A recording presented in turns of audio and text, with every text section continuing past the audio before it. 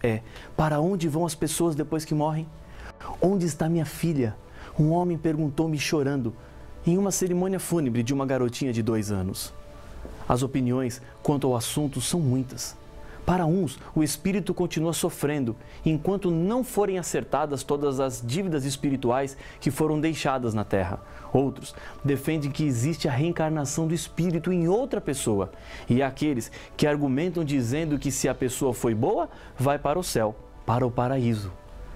O livro do Apocalipse nos traz as respostas e precisamos mais do que nunca da segurança da palavra de Deus nesses assuntos tão difíceis. O inimigo de Deus, nos últimos dias, tem usado a curiosidade que os seres humanos têm com relação à morte como uma arma poderosa para enganar as pessoas e levá-las para longe da verdade. O objetivo do diabo é levar o ser humano a obedecer qualquer coisa e qualquer um, menos Deus. Ele no passado usou diferentes estratégias e hoje sua estratégia tem sido a despersonalização de Deus.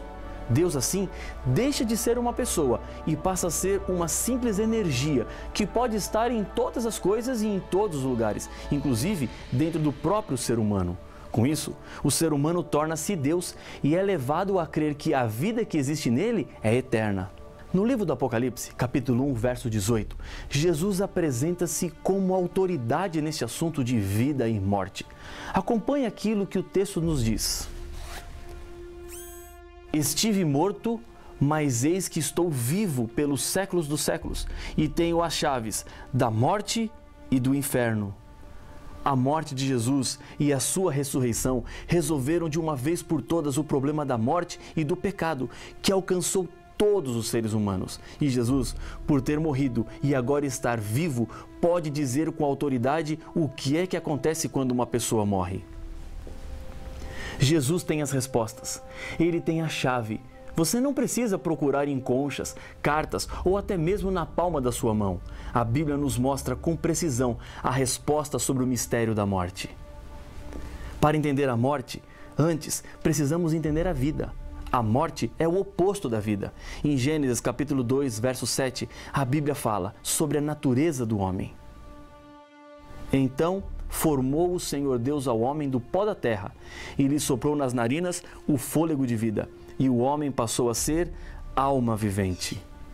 O ser humano não tem uma alma, ele é. Entre ser e ter existe uma grande diferença. A alma vivente é a junção do corpo com o fôlego de vida, que vem de Deus. No sentido bíblico, a alma vivente é a mesma coisa que ser vivente. Quando você diz que na sua casa ontem à noite tinham 20 almas, significa que 20 pessoas vivas estavam em sua casa. Na Bíblia, a expressão alma nunca é relacionada a um espírito desencarnado. Há pessoas que acreditam que o corpo morre, mas a alma nunca morre. Pela descrição do texto bíblico, percebemos que o ser humano começou a viver quando o pó da terra juntou-se com o sopro de vida, ou fôlego de vida, que Deus soprou nas narinas de um boneco feito do pó da terra. Isso significa que não existe uma alma independente do corpo. Somos uma combinação harmoniosa entre pó da terra e fôlego. A lâmpada não tem luz por si só, mas produz luz quando está ligada à energia elétrica, ao mesmo tempo em que a energia elétrica sozinha não ilumina a menos que esteja conectada com a lâmpada. A mesma relação acontece entre pó da terra e fôlego. Lâmpada mais energia é igual a luz. Pó da terra mais fôlego é igual a alma vivente. Quando o ser humano foi criado, Deus não havia planejado a morte. Ela é um acidente que aconteceu, um triste e trágico acidente. No Jardim do Éden, havia uma árvore em que Deus testaria a fidelidade e a escolha dos seres humanos. Logo após ter criado os seres humanos, Deus advertiu. E o Senhor Deus ordenou ao homem: coma livremente de qualquer árvore do jardim, mas não coma da árvore do conhecimento do bem e do mal, porque no dia em que dela comer, certamente você morrerá. Gênesis capítulo 2, versos 16 e 17. Para que os seres humanos continuassem vivos, havia uma condição a cumprir. Deveriam permanecer obedientes. O diabo é o sedutor de todo o mundo. Ele inventou uma mentira para Eva quando ela se aproximou da árvore e começou a conversar com ele.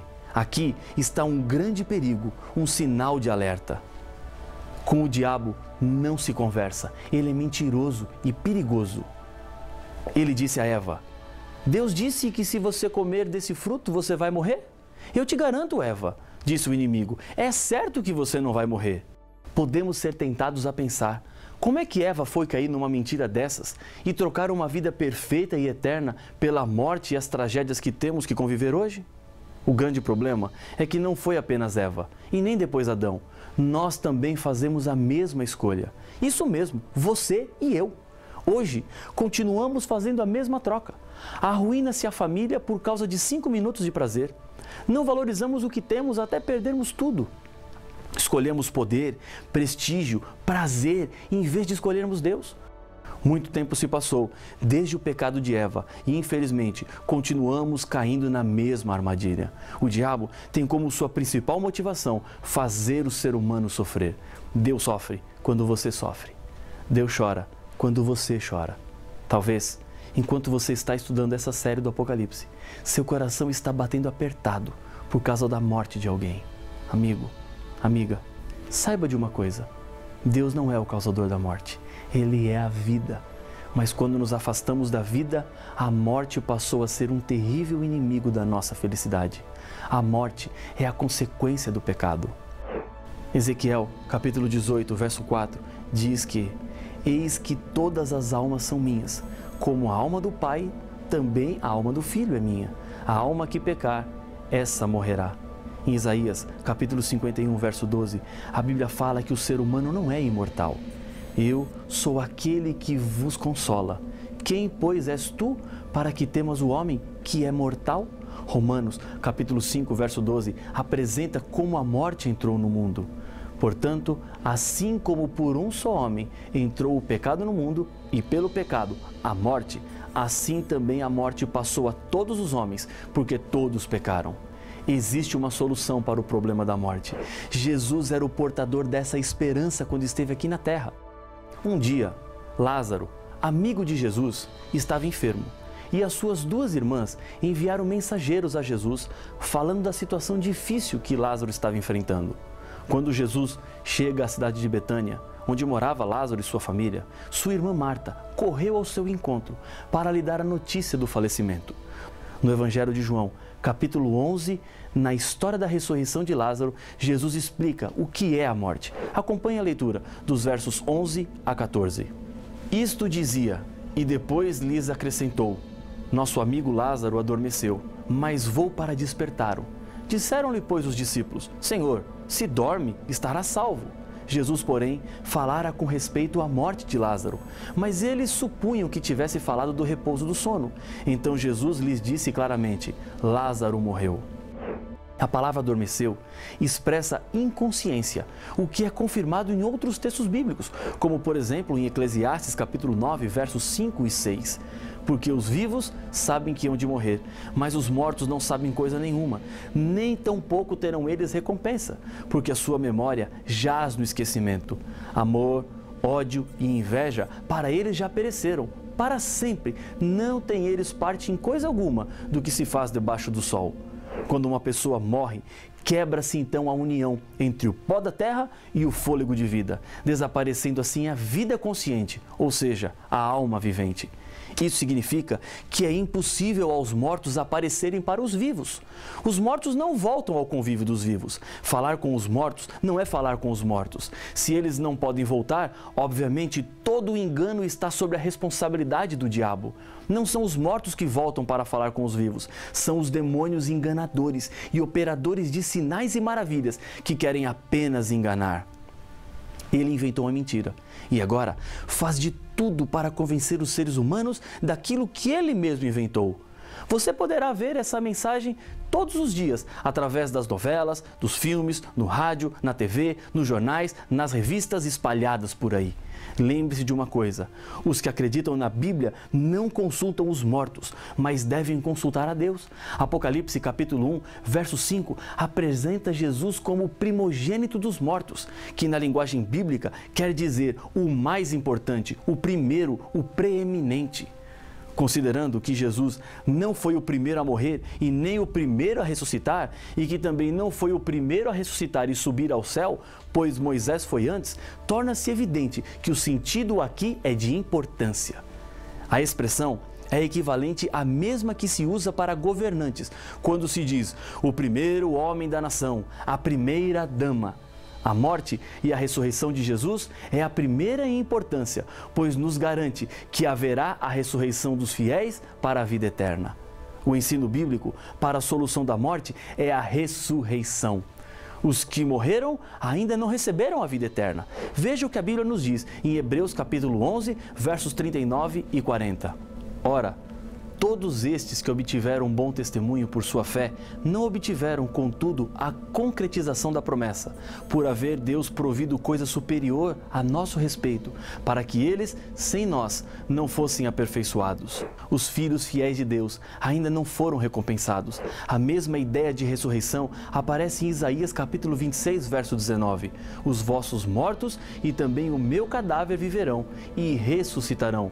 Despertai e exultai, os que habitais no pó, porque o teu orvalho, ó Deus, será como o orvalho de vida, e a terra dará à luz os seus mortos.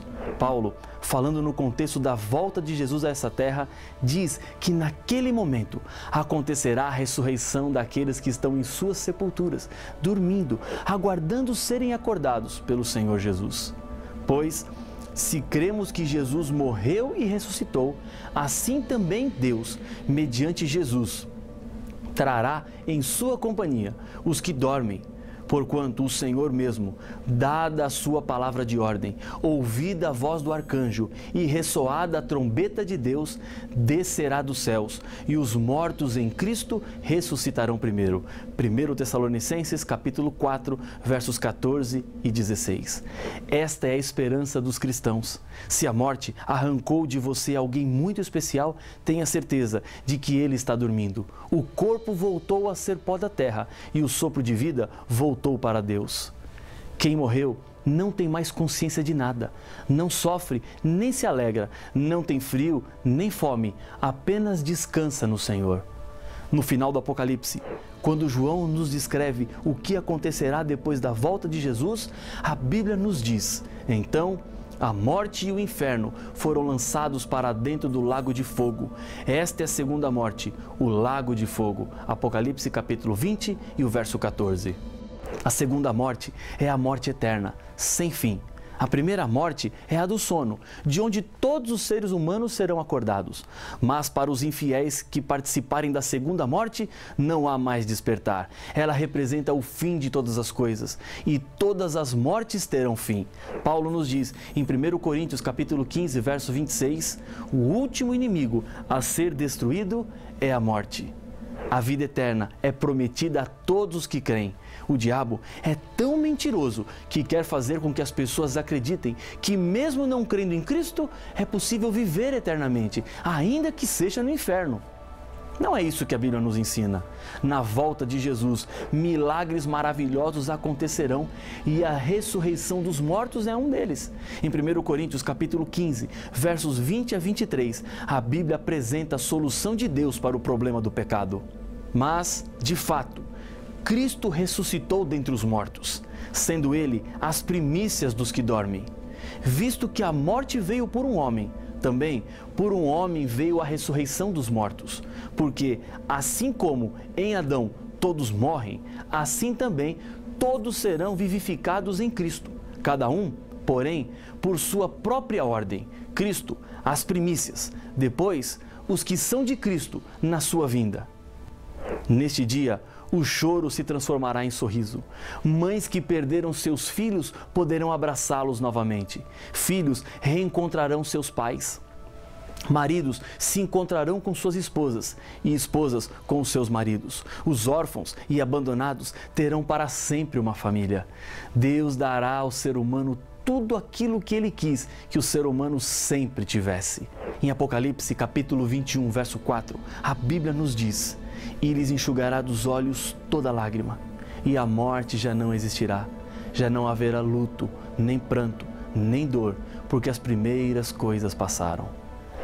Todos os que aceitarem a Jesus como Senhor da sua vida e reconhecerem que Ele nos salvou e assim decidem viver de acordo com a vontade de Deus e morrerem nessa vida, verão se cumprir a poderosa promessa da ressurreição. Essa é a grande esperança. Essa é a grande certeza. Está você triste por causa da morte de alguém que foi especial e importante para você? Prepare-se, o Senhor Jesus voltará logo. Guarde em seu coração as boas lembranças apenas e não se esqueça que a morte é apenas